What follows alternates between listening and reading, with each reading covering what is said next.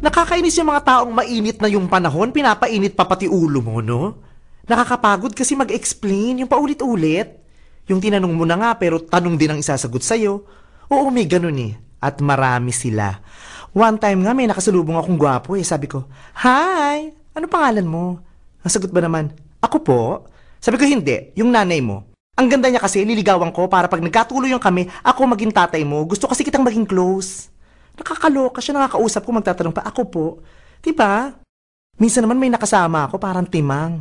May binisita kami. Pagpasok namin doon sa bahay, may nakitang aso. Ang sabi, "Ay, nangangagat yan." Sabi ko, hindi. Nangre-rape. Umiwas ka, baka mabuntis ka niya. Diba? Parang hindi nag-iisip. Siyempre, tumatahol, nangangagat, aso eh. Ay, minsan naman nung nasa mall ako, biglang may nagsalita, "Ay, Vice, ganda. Ang ganda mo pala sa personal." Sabi ko, "Bakit? Pangit ako sa TV? Try mo ngayon sa radyo, baka mas maganda ako." Di ba nakakainis?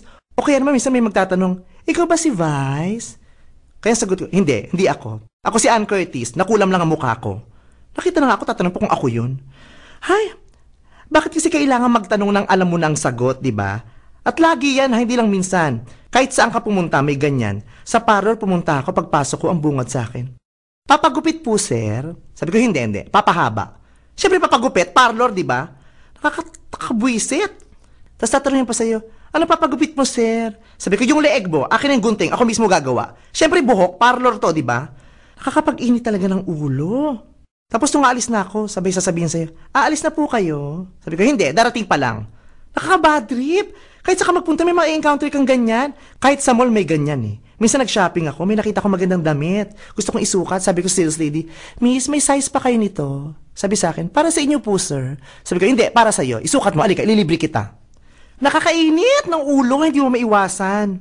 Feeling ko ang dapat sisihin dito ay yung impluensya ng media eh. Ng TV, ng pelikula. Bakit? Kasi kahit sa palabas may ganyan eh, di ba? Pag sa pelikula, pumasok yung kriminal sa bahay at nakita ng bida, ang unang tanong, "Sino ka?" Ba't mo tatanungin kung sino siya? May nagpapakilala bang kriminal? Kakatok sa pinto, tapos sasabihin, "Good evening po, ma'am. Ako po si Dennis. Sila po ang mga kabarkada ko. Nanakawan po namin kayo. Pwede na po ba kami pumasok?" Diba? Hindi lang naman laging ang bida ang parang tanga eh. Pati na rin yung kriminal. Bakit kamo? Di ba yung kriminal may dala ng patalim pero sasabihin pa rin, "Papatayin kita." Paano kung sumagot yung bida ng, "Natural, kutsilyo yan eh. Alam mo, nagpunta ka dito para magpahasa lang." Diba? Hindi nag-iisip. Kahit sa mga eksena, di ba yung mga nakawan? Sa mga eksena, pag ninanakawan ng bangko, yung mga bank robbers papasok, tapos sisigaw ng, "Walang kikilos na masama!" Bakit? Paano ba kumilos ng mabuti? Pag kumilos ka ba ng mabuti, out ka na? Diba? Tapos minsan may sisigaw pa ng, "Dapa!" Bakit? Hindi ba sila pwedeng magnakaw na nakatayo tayo?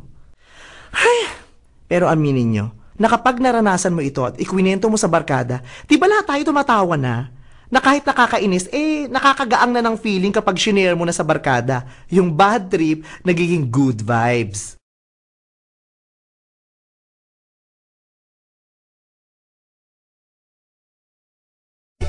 Lokohin mo na ang lasing at bagong gising.